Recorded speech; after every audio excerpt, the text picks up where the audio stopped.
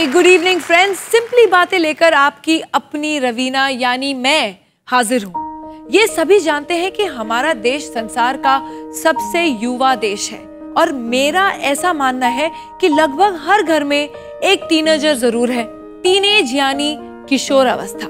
यही सबकी जिंदगी में एक ऐसी उम्र होती है जब हम सबसे ज्यादा सीख रहे होते हैं और इसीलिए शायद उसी में पूरी तरह खो भी जाते हैं। जीवन में जब हम कुछ नया करते हैं तो जाहिर है गलतियां भी हो जाती हैं। इसी पाने और खोने, सीखने और गलतियां करने की उम्र को कहते हैं किशोर अवस्था यानी टीन एज। किसी ने इसके बारे में कितना सही कहा है कि टीनेजर वो है जिसके साथ हम बर्ताव तो बच्चों जैसा करते हैं पर उनसे उम्मीदें बड़ों की तरह रखते हैं। मजेदार बात यह है कि हम सब इस एज में वो सब कुछ करते हैं जो हर टीनेजर करता है, लेकिन बड़े होकर बिल्कुल भूल जाते हैं कि हम भी तो ऐसे ही करते थे। हम अपने टीनेज बच्चों को कितना समझ पाते हैं और वो हमें कितना समझते हैं, इन्हीं सब पर खुलकर बातें करेंगे। लेकिन सबसे पहले जानते हैं टीनेजर्स के बारे में आम लोगों के विचार। लड़का 18 साल का हो गया है, बाइक मांग रहा है, नया नया कपड़ा मांग रहा है, ऐसा सब मांगे पूरी करके तो परेशान हो जाएंगे। आज के टीनेजर्स अपने पेरेंट्स लोगों को एटीएम मशीन ही समझ रखी है। मुझे ये लगता है वो बहुत ज़्यादा कंफ्यूज है अपने करियर को लेकर। छुट्टी एक दिन मिलता है हमको भी। बच्चे लोग बोलते हैं कि हमको गार्डन लेके जाओ। बच्चे लोग को समझना चाहिए कि हमको भी एक दिन छुट्टी मिलती है। एक बेटा होने की वजह से मुझे ये लगता है कि मुझे उस पर ज़्यादा ध्यान देना चाहिए, बट उसको मेरा ज़्यादा इंटरफेरेंस अच्छा नहीं लगता। मेरा लड़का है 17 साल का, वो दिन भर मोबाइल पे बात करते रहता है। उसका इतना बिल आता है, मैं भरते थक जाता हूँ। उनको सावधानी बरतनी बहुत ज़रूरी होती है पर बच्चे इस बात को समझ नहीं पाते हैं। मेरा रेपो बहुत अच्छा था। जब 18 वो खुद ही कमाने चालू किया और आज तक उसने कभी मेरे से पैसा नहीं लिया। खुद कमाता है, खुद खाता है और मेरे को भी खिलाता है। तो कई लोग ऐसा मानते हैं कि आजकल के टीन्स केयरलेस और गैर जिम्मेदार हैं। इस विषय पर सबकी अपनी अपनी राय है। फिलहाल अब हम यहाँ बुलाने जा रहे हैं हमारी पहली मेहमान को, जो आज की उभरती हुई सिंगर है और उन्होंने हाल ही में टीनेज पार किया है। इनसे मिलने के पहले चलिए देखते हैं इनका एक छोटा सा परिचय। दिल के किनारे ख्वाबों के नीचे है खोया खोया अपना जहां। पलक मूचल ये न सिर्फ हिंदी फिल्मों की एक उभरती हुई गायिका हैं, बल्कि अपनी इसी ज्ञान प्रतिभा के जरिए पलक ने कई जरूरतमंदों की सहायता भी की है। ये जो इतने सारे अवार्ड्स हैं, इनमें वो पहला अवार्ड जो मुझे तब मिला था जब मैं 2 साल की थी, तब से लेकर अभी के रिसेंट अवार्ड्स जो कि मुझे अपनी बॉलीवुड सिंगिंग के लिए मिले हैं, सब मेरी मम्मा पापा ने बहुत अच्छे से संभाल कर रखे हुए हैं। एंड ये अवार्ड सिर्फ अवार्ड्स नहीं है बल्कि एक मोटिवेशन है मेरे लिए, क्योंकि मुझे हमेशा ये याद दिलाते रहते हैं कि मैं जिस डायरेक्शन पे जा रही हूँ वो सही डायरेक्शन है। बहुत सारे अवार्ड्स मुझे सोशल सर्विस के लिए मिले हैं। मैं हूँ पलक मुछाल और मैं अपने टीनेज ईयर्स के एक्सपीरियंसेस आप सभी के साथ शेयर करने आ रही हूँ इन सिंपली बातें विद रवीना।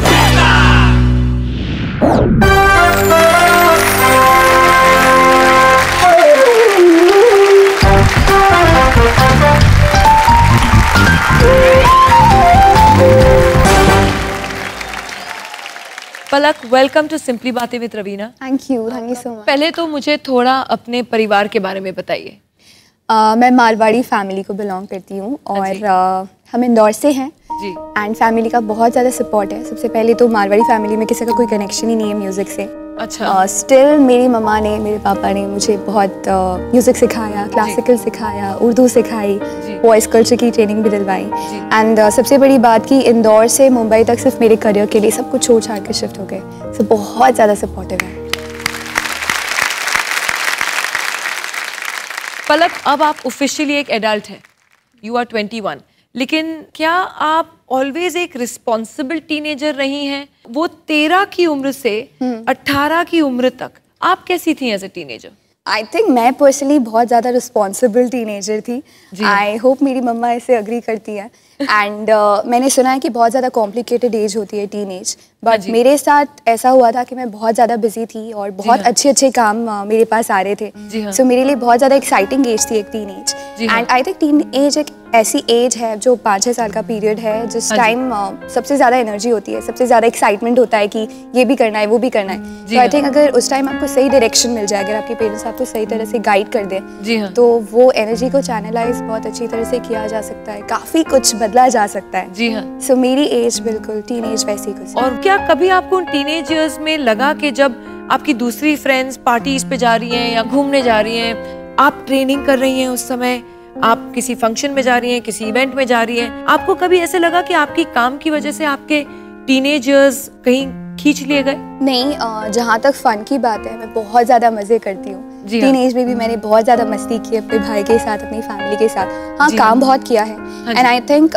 मैंने कुछ मिस नहीं किया है। जो मेरी फ्रेंड्स करती है वो सब कुछ मैंने किया है। बट अगर मुझे किसी की जान बचाने के लिए अगर मुझे पार्टीज मिस करनी पड़े या मुझे डिस्कोज में जाना मिस करे तो आई थिंक किसी की जान बचाना ये सब चीज़ें करने से ज़्यादा इंपॉर्टेंट है। एंड मैंने अपने मम्मा पापा से भी सुना है कि टीन एज में जितनी मस्ती करो उतनी करो, बट बाद में जाकर हमें रियलाइज़ होता है कि जो सबसे इंपॉर्टेंट एज थी जहाँ पर हम सबसे ज़्यादा एनर्जेटिक होते हैं, अगर तब हमने सिर्फ पार्टीज करने में या सिर्फ मस्ती करने में, मैं ये नहीं कह रही हूँ कि पार्टीज करना है मस्ती करना गलत है, बट अगर सिर्फ मज़े करने में बर्बाद कर दी तो बाद में पछतावा होता है। इसलिए मैं अभी बहुत ज़्यादा खुश हूँ कि मैंने काम किया है, मस्ती भी की है। हमारी 21 साल की पलक ये कहती हैं कि किसी की जान बचाना सबसे ज़्यादा इम्पोर्टेंट है।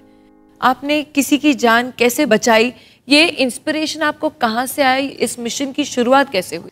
मैं हार्ट पेशेंट्स की मदद करने का मिशन चलाती हूँ और जब मैं 8 साल की थी तब से अपने भाई के साथ all over the world concerts करती हूँ और जो भी पैसे हम लोग रेस करते हैं उससे हार्ट पेशेंट्स के ऑपरेशंस करवाते हैं। सो अभी तक 3.36 करोड़ डोनेट हुए हैं एंड 649 बच्चों के ऑपरेशन हो चुके हैं। 649 बच्चों का ऑपरेशन आप करा चुकी हैं और आपकी उम्र 21 साल है। आप दर्शकों को बता दूं कि पलक ने जितना काम आज तक किया है, 600 से ज़्यादा बच्चों का हार्ट का ऑपरेशन करवाया है, उनकी जानें बचाई हैं।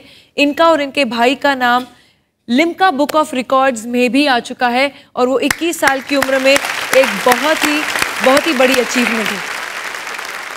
पलक, लेकिन हार्ट पेशेंट्स ही क्यों? अगर कॉज जब आपको सडनली आया, कोई ना कोई ऐसी इंसिडेंट या ऐसा हादसा होता है ज़िंदगी में कि सडनली जो लोग सोचते हैं कि नहीं इसकी तरफ मुझे काम करना चाहिए, वो थॉट आपको कैसे आया? मदद करने का थॉट तो ऐसे आया कि जब भी ऐसे बच्चों को तड़पते हुए देखती थी, जैसे कि आप लोगों ने भी देखा होगा कि जब हम लोग ट्रेन में सफ़र करते हैं तो कुछ बच्चे शर्ट उतार कर ज़मीन साफ़ करने लगते हैं पैसे कमाने के लिए, या फिर कड़कती ठंड में जब हम लोग घूमने जाते हैं शॉल स्वेटर सब कुछ ओढ़ के, तो कुछ बच्चे होते हैं जो फुटपाथ पर सो रहे होते हैं जिनके पास इनफैक्ट कपड़े भी नहीं होते पहनने के लिए। आई थिंक बहुत सारे ऐसे लोग हैं जो कि सोचते हैं कि काश हमें कुछ जरिया मिले कि हम किसी के काम आ सके। मैं लकी हूँ कि मुझे अपनी आवाज़ मिल गई। एंड हार्ट पेशेंट्स इसलिए सबसे पहले मैंने ब्लाइंड बच्चों के लिए गाना स्टार्ट किया। देन कारगिल के सोल्जर्स के लिए मैं दुकान जाती थी। When I was 7 I used to say to the shopkeeper uncle कि मैं आपको ए मेरे वतन के लोगों सुनाऊंगी और उसके बदले जो कुछ भी हो प्लीज़ आप मेरे डोनेशन बॉक्स में डाल लीजिए। तो वो हुआ एंड उसके बाद एक इंदौर का बच्चा है जिसका नाम है लोकेश। उसके पेरेंट्स हमारे पास आए और उन्होंने पूछा कि क्या आप हमारे बच्चे की भी कुछ मदद कर सकती हैं। जी हाँ। तो मैंने उसके लिए छोटा सा स्टेज बनाकर मेरे भाई के साथ जस्ट गाना स्टार्ट कर दिया, ये सोचकर कि हम 4-5 शोज़ देंगे तब जाकर इतने पैसे इकट्ठे होंगे। बट पहले शो में बहुत अच्छा डोनेशन मिल गया। फिर उन बच्चों की किस्मत से आगे शोज़ मिल गए, उन दुआओं की वजह से बहुत सारे गाने मिल गए। जी हाँ। सो पहले जब मैं 3 घंटे गाती थी तब मैं एक बच्चे की जान बचा पाती थी, बट जब अब आजकल मैं खुद के गाने अपने कॉन्सर्ट्स में गाती हूँ तो एक ही शो से 8-9 बच्चों की जान बच जाती है।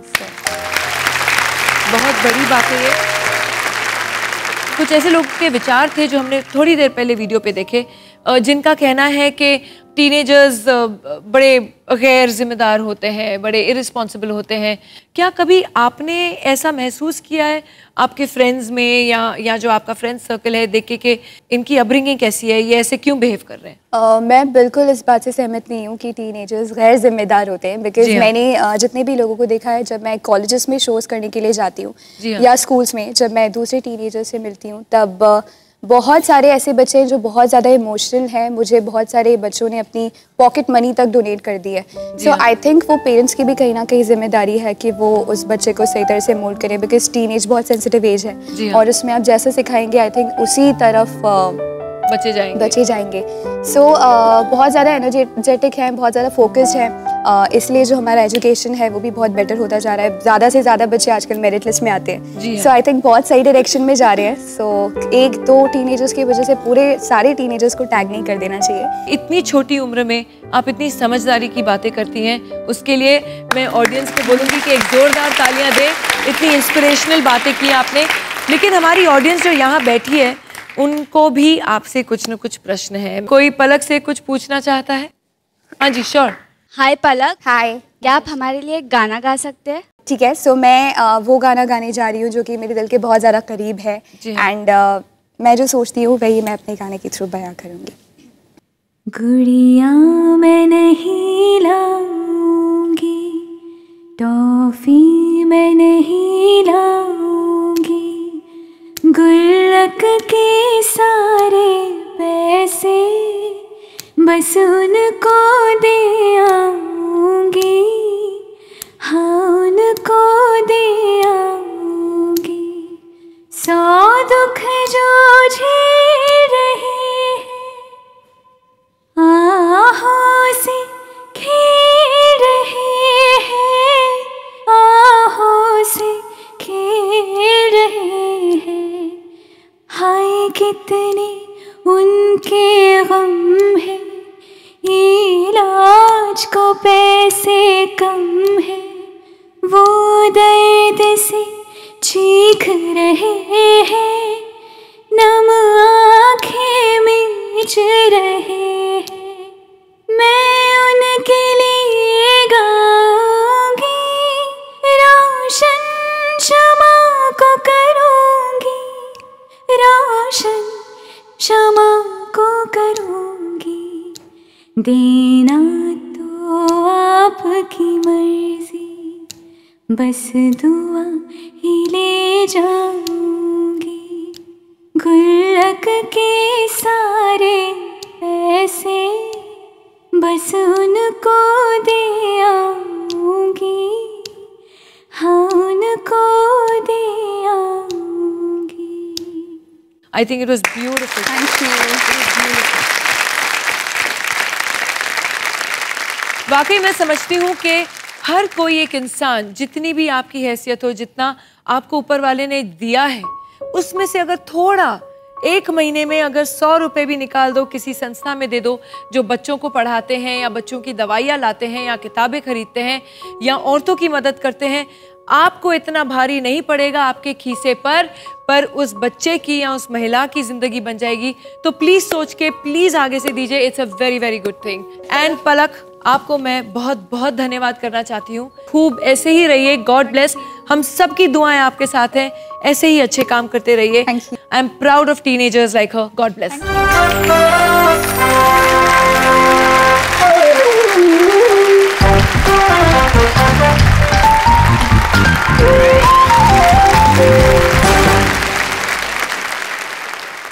वक्त है एक छोटे से ब्रेक का। ब्रेक के बाद हमारे यहाँ आने वाली मेहमान वो माँ हैं जिन्हें अपनी 2 टीनेज बेटियों की परवरिश का काफी एक्सपीरियंस रहा है। उनसे मिलते हैं लेकिन इस ब्रेक के बाद।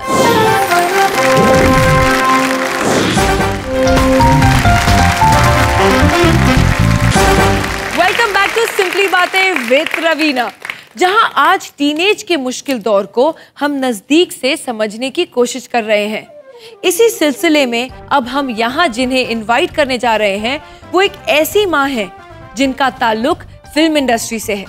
ये एक एक्ट्रेस भी रह चुकी हैं। इनके हस्बैंड नामी डायरेक्टर हैं और इनकी 2 बेटियों में से एक बेटी आज की टीनेज स्टार भी हैं। उन्हें यहाँ बुलाने से पहले एक नजर डालते हैं उनकी वीडियो पर।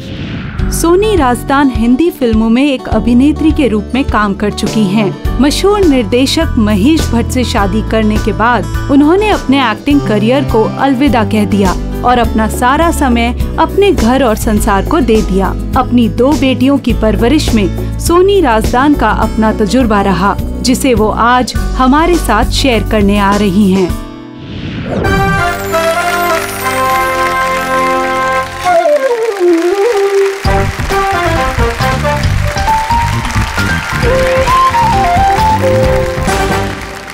Soni ji, welcome to simply बातें विद रवीना। Thank you. आप बहुत खूबसूरत लग रही हैं। बहुत बहुत धन्यवाद। अब पता चला कि शाहीन और आलिया की खूबसूरती कहाँ से आती है। जड़, फूल जब खिलता है जब जड़ खूबसूरत हो। असली जड़ तो मेरी माँ है। असली जड़ तो हाँ करेक्ट, जेनेटिक्स ऐसे ही होते हैं। बट सोनी जी, आज का जो मुद्दा है जिस बारे में हम लोग बात कर रहे हैं, टीन एज ईयर्स। आलिया जो है वो टीन एज क्रॉस कर चुकी हैं एंड बहुत ही यादगार फिल्म में वो टीनेजर थी। स्टूडेंट ऑफ द ईयर तो सबने देखी ही, बहुत ही बढ़िया फिल्म थी। एंड शाहीन जो है वो अपने आप में एक सक्सेसफुल इंडिविजुअल है। उनकी रुचि किस में है? हाँ जी, वो राइटर बनना चाहती है। तो शाहीन राइटर डायरेक्टर वो अपने पिताजी के फुटस्टेप्स फॉलो कैमरा के पीछे, वो कैमरा के पीछे और आलिया तो एक मम्मी बन गई और एक पापा बन गई। सोनी जी, वो जो टीनेज के साल थे वो कैसे थे? स्पेशली 2 लड़कियां जब होती हैं और लड़कियों में बहुत सारे चेंजेस होते हैं, चाहे वो फ्रेंड्स का इन्फ्लुएंस हो, बॉडी शरीर में परिवर्तन आता है, वो सब कैसे हैंडल किया आपने? आलिया जो थी वो मतलब बचपन से बहुत ही शांत बच्ची थी। अच्छा। और जो मैं बोलती थी वो हाँ मम्मी यस मम्मी कह के करती थी। So sweet. मतलब माय गॉड, मॉडल बच्ची, you know what I mean. My Elder one was little very, Shaheen जो थी हाँ बहुत स्टबर्न है अभी भी, और बहुत सेल्फ ओपिनियनेटेड। अच्छा। अभी भी तभी भी दोनों बहुत अलग अलग किस्म के बच्चे थे। हाँ जी। तो क्या हुआ, आलिया तो मतलब एकदम बहुत शांत थी। सडनली एक दिन पता नहीं क्या हुआ था, वो 14-15 इयर्स अराउंड आलिया तो बदल गई, यू नो। एंड मैं दरवाजे पे नॉक कर दी, आलिया आलिया दरवाजा खोलो, और अंदर से रोने की आवाज आ रही थी। क्या हुआ मुझे बताओ। लेकिन no, it's okay, I will solve my problem myself. अभी भी वैसी है वो, कभी बताती नहीं कुछ, मैं अपनी मुश्किलें खुद सॉल्व करूंगी। और मैं बोल रही कि मैं हेल्प कर सकती हूँ आलिया, प्लीज मेरे से बात तो करो। लेकिन बात करने को तैयार ही नहीं थी। जैसे कि मैंने कहा कि सब जानते हैं हार्मोनल चेंजेस आते हैं बच्चियों में, लड़कों में भी, तो इसलिए वो थोड़े चिड़चिड़े से हो जाते हैं, छोटी छोटी बात पे बुरा मान जाते हैं। उनको हैंडल करना उस समय बहुत एक प्रेशर वाली बात होती है कि आपके मुंह से कुछ गलत निकल गया तो बच्चा कैसे ले लेगा। एक फाइन लाइन होता है, यू नो, या इस तरफ जाओ इस तरफ जाओ, स्ट्रिक्ट रहूं या अंडरस्टैंडिंग। जी हाँ, यू नो, क्या करूं मैं? बिल्कुल। आप दोस्त बनो बेशक, जी हाँ। लेकिन बच्चों को क्या जरूरत है, दे नीड बाउंड्रीज। एक सीमा होनी चाहिए, एक सीमा होनी चाहिए। एब्सोल्युटली। जी हाँ। सोनी जी, अब आलिया जो है वो एक बहुत बड़ी स्टार हो गई हैं, गॉड ब्लेस हर। जो स्टार टैंट्रम्स जिसे कहते हैं, क्या आपको लगा क्योंकि जब वो टीनेजर थी तो ये टैंट्रम्स कुछ ज्यादा थे? नहीं, एक दौर था हाँ जब जी। वो काफी टैंट्रम्स फेंकती थी अचानक, लेकिन वो क्योंकि हार्मोनल इम्बैलेंसेस की वजह से दैट हैपेंड। अब बिल्कुल नहीं, अभी एकदम शांत हो गई सडनली। सडनली टैंट्रम्स आए, सडनली गए। So that was very nice. जी हाँ। इसका मतलब ये है कि मैंने कुछ सही किया, कुछ तो सही किया मैंने। नहीं, आपने बहुत सही किया। ये टीनेज इयर्स और फिल्में का दौरान जो अब आलिया देख रही हैं, मैं भी देख चुकी हूँ। मेरी जब पहली बेटी हुई, वो छोटी सी नन्ही सी जान को जैसे ही डिलीवरी हुई, उन्होंने आके मेरे बगल में रख दिया। और रात को जब सब सो गए थे, पूरा हॉस्पिटल सो गया था, वो सिर्फ वो और मैं।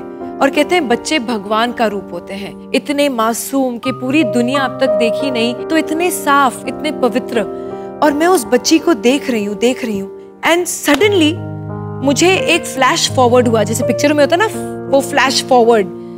14 साल बाद या 15 साल बाद मैं इसी बच्ची को देख रही हूँ, मेरे मुंह पर दरवाजे बंद कर रही है, मम्मा आपको कुछ नहीं पता, don't talk to me, get out of my room. और मुझे एक झटका आया क्योंकि मैंने अपने आप को देखा कि मैंने अपनी माँ के साथ उन दिनों में ऐसा ही कुछ व्यवहार किया था। और मैंने 1 बजे रात को फोन उठाया और मैंने अपनी माँ को डायल किया और मैं बस रोती गई।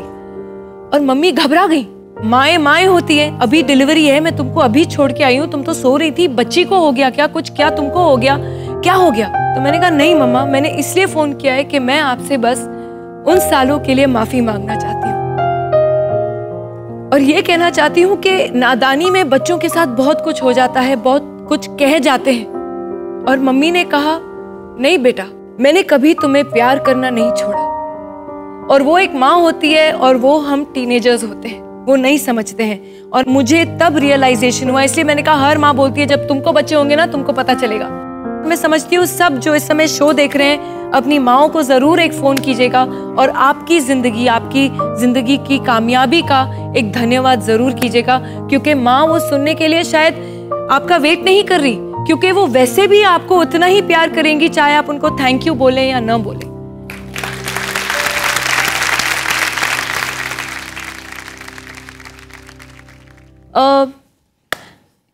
सोनी जी, एक ज्यादातर में देखा गया है कि जो टीनेजर्स होते हैं, क्योंकि उनकी उम्र ऐसी होती है कि न वो बच्चे रह जाते हैं और न वो बड़े रह जाते हैं, वो क्या समस्या होती है? हाँ, क्योंकि वो इन बिटवीनर्स है जी हाँ। और एट द सेम टाइम वो बोलते हैं कि मम्मी अभी तक हमें बच्चे समझते हैं आप, that kind of thing. So I said but हाँ ठीक है, एक एडल्ट की तरह बर्ताव कीजिए, फिर मैं आपको जरूर एडल्ट उसकी इज्जत दूंगी। अगर आप करो कुछ जिम्मेदारी निभाओ, संभालो, जाके किचन में मेरे लिए खाना भी बना दो, तो ये भी करो, जाओ और सब बिल्स पे करो और ये चेक्स लिख लो और ये सब कुछ करो। तो फिर खुशी से किया और फिर बोला ठीक है, देखो ये you have to walk the talk. तो जो आप बोल रहे हो वो पहले करके दिखा दो।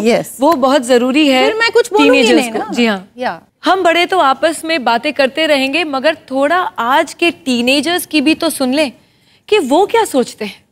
आइए देखते हैं। रोज़ बाहर जाती हूँ तो मम्मा को पसंद नहीं आता। शी इज़ लाइक कि रोज़ रोज़ क्यों बाहर घूमना है, ये वो। शी डजंट अंडरस्टैंड कि ये एज है घूमने की, फिरने की, to enjoy and stuff. Parents को हमेशा एक डर होता है कि कुछ गलत सीख जाए, गलत आदतों में पड़ जाए। एक डर उनके अंदर होता है और वो हमें एक्सप्रेस करते हैं गुस्से से, रोक टोक से, रिस्ट्रिक्शन से। पढ़ाई को लेकर मम्मी हमेशा चिक करती रहती है, पढ़ कम मार्क्स क्यों आए। हम भी कितना पढ़े, हमें भी ब्रेक चाहिए, वी नीड अ ब्रेक। आजकल के मॉम डैड सिर्फ सीए, इंजीनियरिंग एंड डॉक्टर में फ्यूचर देखते हैं, बट उनके बच्चों का भी कुछ और ड्रीम होता है। जैसे मेरा ड्रीम है एक्टर बनना। उन्हें फोर्स नहीं करना चाहिए कि इंजीनियर बनो, डॉक्टर बनो। वो जिस चीज़ में इंटरेस्ट रखते हैं उन्हें वो चीज़ करने देनी चाहिए। जब भी मैं कोई टीनेज चैनल्स देखती हूँ तो मम्मी पापा को नहीं अच्छा लगता। वो लोग बोलते हैं कि ऐसे सब चैनल्स मत देखो, इससे दिमाग ख़राब होता है। रिस्ट्रिक्शंस होते हैं, कभी कॉलेज की तरफ से, कभी पेरेंट्स की तरफ से। कुछ चीज़ें ऐसी होती हैं जिनमें कभी कोई ना कोई हमेशा रोक ही लेता है। मुझे नहीं लगता आजकल माँ बाप अपने बच्चों को, स्पेशली टीनेज वाले बच्चों को सही तरह से समझ सकते हैं। लाइक मेरी मॉम मेरे लिए बहुत कंसर्न रहती है जब मैं बाहर जाती हूँ। 11:30 बजे तक आप घर पे आ जाना, रात को फ़ोन पे बात मत करो, ज़्यादा फ़ोन पे बातें मत करो। किससे बात कर रहे हो, क्या बात कर रहे हो, इस वक्त बात करने की क्या ज़रूरत है। मुझे नहीं, बहुत सारे पेरेंट्स स्कूल ट्रिप्स के लिए अलाउ नहीं करते। स्कूल ट्रिप्स, कॉलेज ट्रिप्स हो, कहीं बाहर जाने के लिए, don't go for the trip, it's not safe, you don't know, and बहुत सारी ऐसी बातें होती हैं। हाँ, मुद्दे तो बड़े दिलचस्प हैं और इस पे बात करने के लिए तो किसी एक्सपर्ट को बुलाना पड़ेगा। तो चलिए मिलते हैं एक ऐसी मेहमान से जिनको 1-2 नहीं बल्कि 1-2 हज़ार टीनेजर से डील करना पड़ता है रोज। मिलते हैं लेकिन ब्रेक के बाद।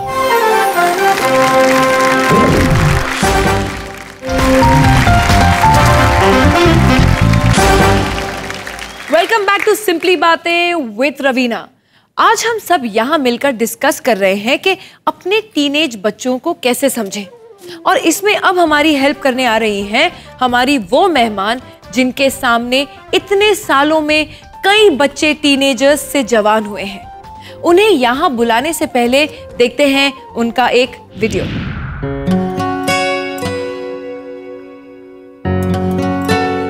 मेरा नाम ज्योति मोघे है। मैं भवंस कॉलेज अंधेरी में एसोसिएट प्रोफेसर हूँ। मैं यहाँ पे गए 24 साल से नौकरी कर रही हूँ और इस पेशे में मुझे 30 साल हो चुके हैं। शिक्षा के क्षेत्र में ज्योति मोघे पिछले कई दशकों से निरंतर अपना योगदान देती आई हैं। इस दौरान इनकी नजरों के सामने कई पीढ़ियां टीनेजर्स से जवान हुई हैं। ज्योति मोघे जी की अनुभवी आंखों ने क्या कुछ पढ़ा, समझा, क्या है इनका नजरिया, जानते हैं इन्हीं से। जिस माहौल में मेरे बच्चे बढ़ रहे थे उसी माहौल में और बच्चों के साथ में डील कर रही, तो अभी तो मुझे सच्ची लगता है कि मैं बहुत सारे बच्चों की माँ हूँ।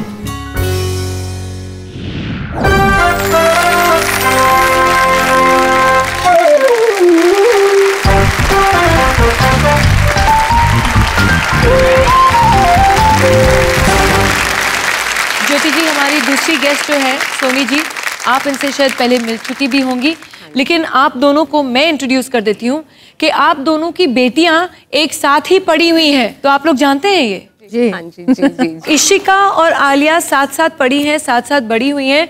तो ये अच्छा है कि दोनों माओं को हम पकड़कर यहाँ ले आए हैं। अब जवाब इनसे मांगेंगे। ज्योति जी, हम बातें कर रहे हैं, जो हमारा मुद्दा है टीनेज प्रॉब्लम्स। मैंने सुना है कि आप करीब रोज 8000 बच्चों को संभाल रही हैं। जी हाँ, बिल्कुल सही है। और ये कैसा रहता है आपके लिए? कभी कभी थोड़ा मुश्किल हो जाता है, क्योंकि बच्चों से कुछ बात बुलवाना, जी हाँ, इधर से प्रॉब्लम होती है। वो जब आते हैं प्रिंसिपल या वाइस प्रिंसिपल की ऑफिस तक, हाँ जी, तब उनमें खौफ पैदा हो जाता है कि अब इनको कुछ बताएंगे तो ये घर पे फोन करेंगे, फिर मम्मी को पता चलेगा, फिर डैडी को पता चलेगा, फिर हमारा कॉलेज आना बंद हो जाएगा। तो फिर आप कैसे रिलैक्स कराती हैं इन बच्चों? तो पहले हम बच्चों को पूछते हैं कि जो जो हुआ वो सच सच बताओ। जी हाँ, हमने आपको यहाँ अभी कोई डिसीजन के लिए नहीं बुलाया है। हाँ जी, जो सिक्योरिटी ने पकड़ा हो या किसी नॉन टीचिंग स्टाफ ने पकड़ा हो, जो ये हमको रिपोर्ट कर रहे हैं वो एक वर्जन है। जी हाँ, और जो आप कहेंगे उसको हम सुनने के लिए तैयार हैं।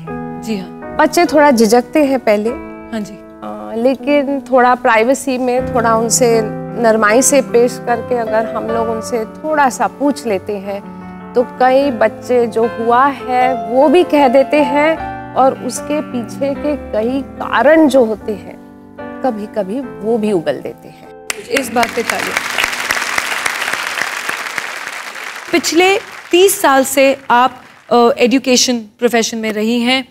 आपने पिछले 30 साल में 80,000 बच्चों को आपके पास आते हुए, जवान होते हुए और उनको एक सही रास्ता दिखाकर आपने लिटरली उनको अपने रास्ते भेजा है। तो 30 साल पहले के जो टीनेजर्स थे और आज के जो टीनेजर्स हैं, क्या आपको ऐसे लगता है कि आजकल के टीनेजर्स रिस्पेक्ट नहीं देते बड़ों को, वो इज्जत नहीं रही अब? 30 साल पहले जो माहौल था, जी हाँ, वो अभी रवीना जी रह नहीं सकता है। जी हाँ, सही में, क्योंकि जैसे जैसे बदलाव आता है समाज में, दुनिया में, जी हाँ, सोचने का तरीका भी बदलना चाहिए। बिल्कुल।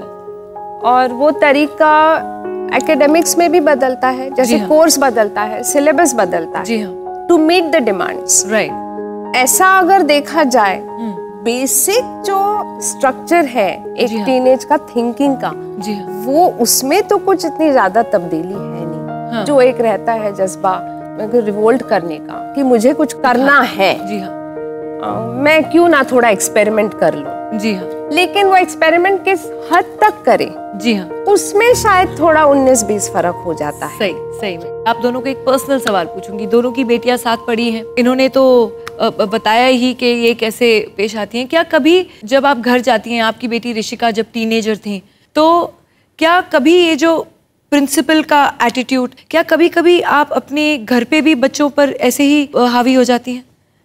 हाँ, शायद ये गलती मेरे से हुई है।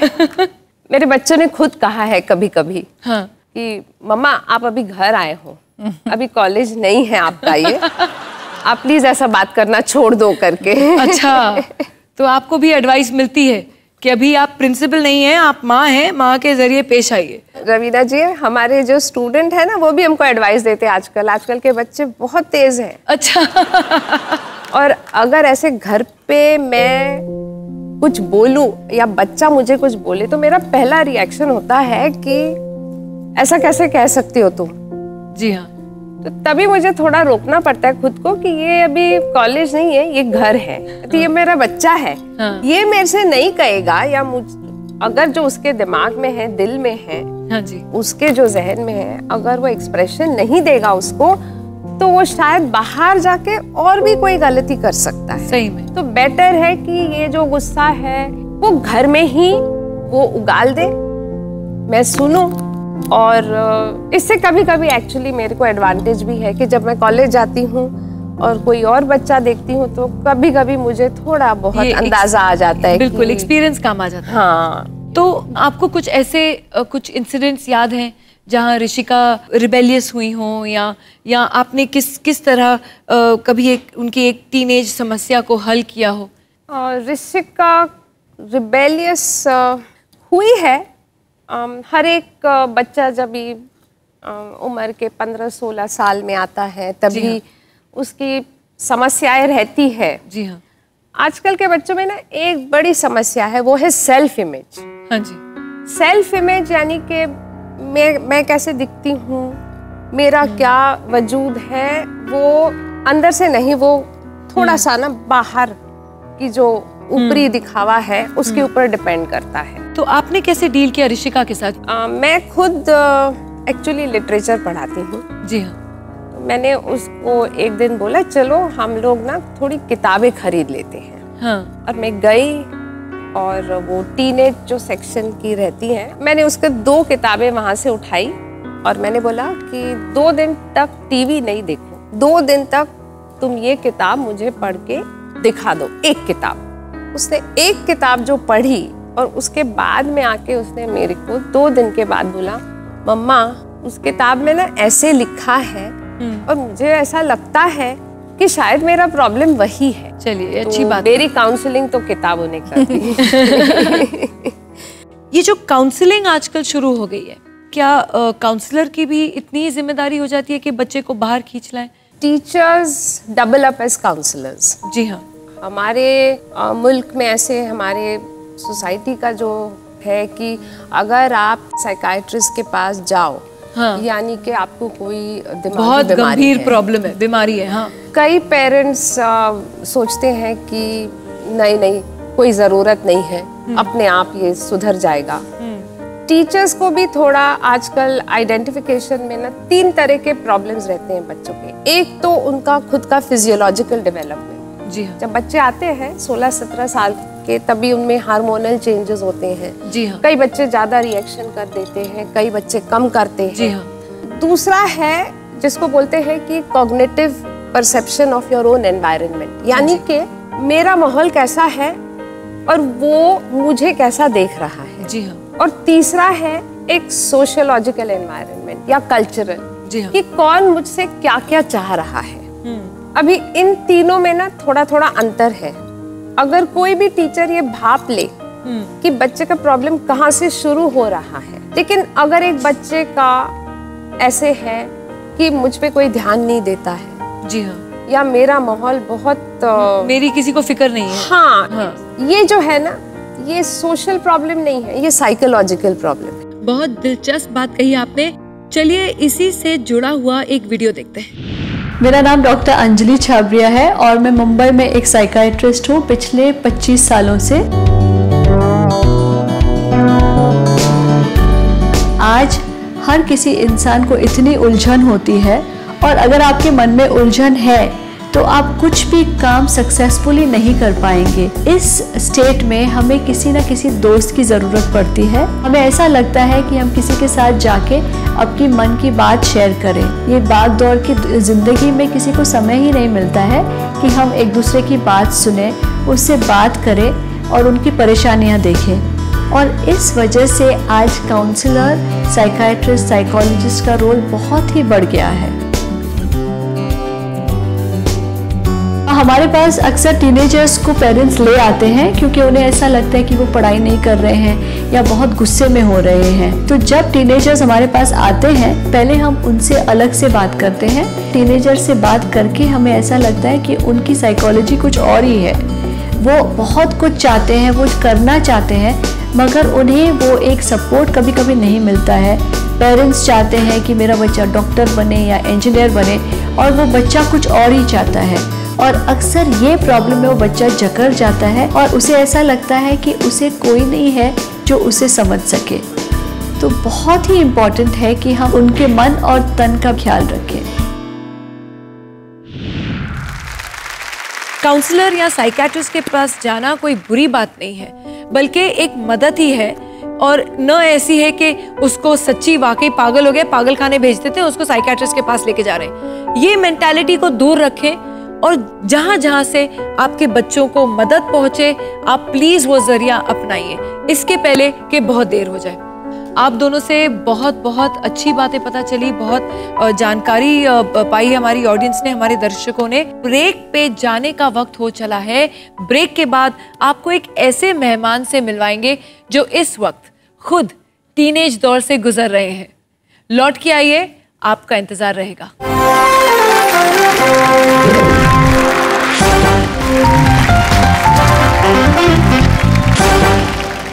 वेलकम बैक टू सिंपली बातें विथ रवीना, जहां हम अपने मेहमानों के साथ मिलकर अपने बच्चों की उम्र के चैलेंजिंग दौर को समझने की कोशिश कर रहे हैं। कहते हैं कि जिसके साथ बीतती है वही असली हाल बयान कर सकता है। इसलिए हमने अब एक ऐसे मेहमान को यहाँ इनवाइट किया है जो खुद एक टीनेजर हैं, जिन्हें आप देखते ही पहचान जाएंगे। मगर पहले दिखाते हैं उनकी एक झलक। फिल्म तारे जमीन पर में जिस छोटे से मासूम बच्चे को सभी ने सराहा, वही प्यारा सा बच्चा दर्शील सफारी आज एक टीनेजर हो गया है।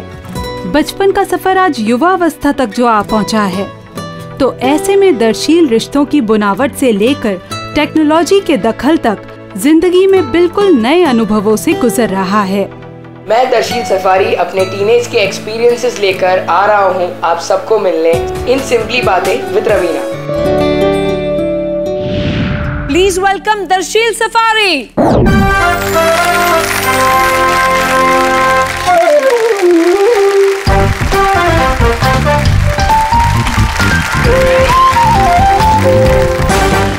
देखा आपके कितने सारे फैंस हैं दर्शील, इतने प्यार से ताली बजा रहे हैं। और आप आने से पहले सब एक दूसरे को बोल रहे थे, तारे ज़मीं पे, तारे ज़मीं पे का, तारे ज़मीं पे का स्टार।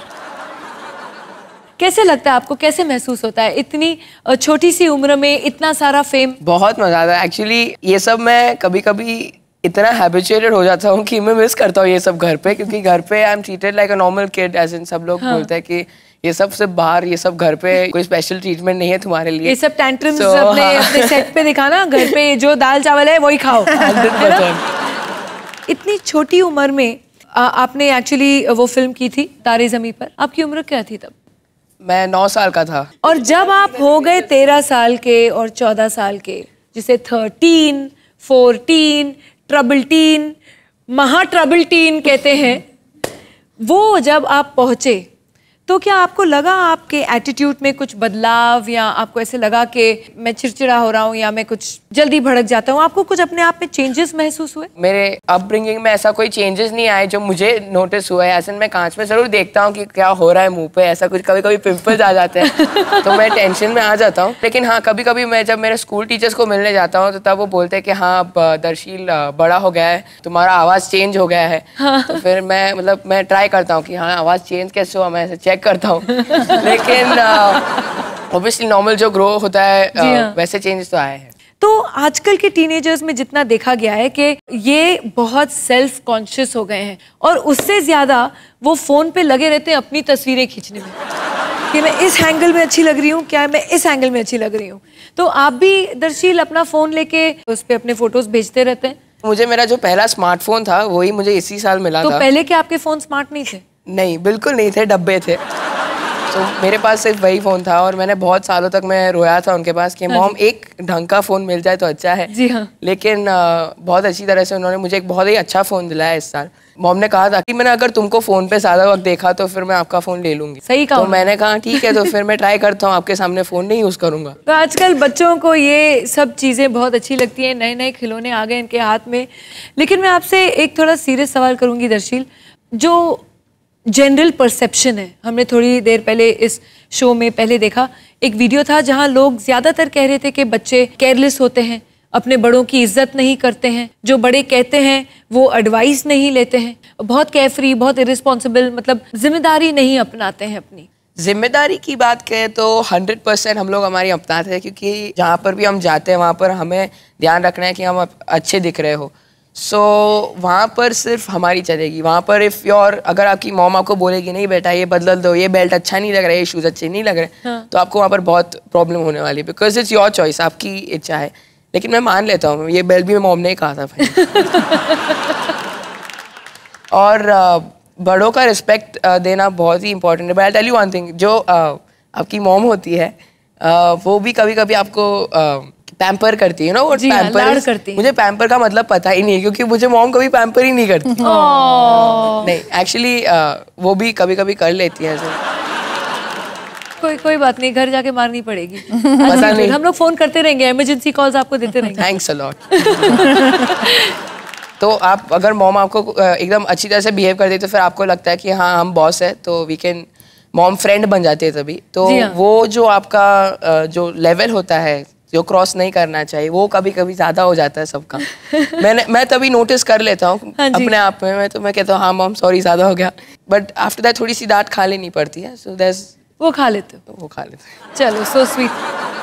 तो हमने देखा कि दर्शील एक बहुत ही संभले हुए, सुलझे हुए टीनेजर भी हैं, लेकिन एक सवाल जरूर करूंगी दर्शील आपसे कि जो प्रोफेशन आपने चुना है वो बहुत कठिनाइयों के बाद कहीं कहीं लोगों को एक स्टेबिलिटी मिलती है, आप उसके लिए तैयार हैं? मैंने इतना डीप सोचा ही नहीं है इसके बारे में, क्योंकि मैं डैड सिर्फ इतना समझाते हैं कि आप जितना मेहनत करते हो उतना ही आपके लिए अच्छा है। तो जिस दिन आप मेहनत करना रोक दोगे, तब जो आप एक्सपेक्ट करते हो लोगों से वो सारा कम हो सकता है, एंड देन फिर आपको पढ़ाई पर ध्यान देना पड़ेगा। क्योंकि ये जो कही हुई बात है वो मैं फॉलो करता हूँ कि जो कुछ भी करना है वो पूरे दिल से करना है, बिकॉज मेरा ये पैशन है, एज एन मुझे ये बहुत ही पसंद है। तो अगर आपको कुछ इतना अच्छा लग रहा है तो आप इसे क्यों नहीं करोगे? बिल्कुल, वो भी मुझे लगता है बहुत इंपॉर्टेंट है कि जिस चीज में आपकी रुचि हो उसमें आपके पेरेंट्स आपको एनकरेज करें, क्योंकि कोई स्टिल फोटोग्राफर बनना चाहता है, कोई पायलट बनना चाहता है, कोई आर्टिस्ट बनना चाहता है, कोई पोएट बनना चाहता है, कोई एक्टर बनना चाहता है।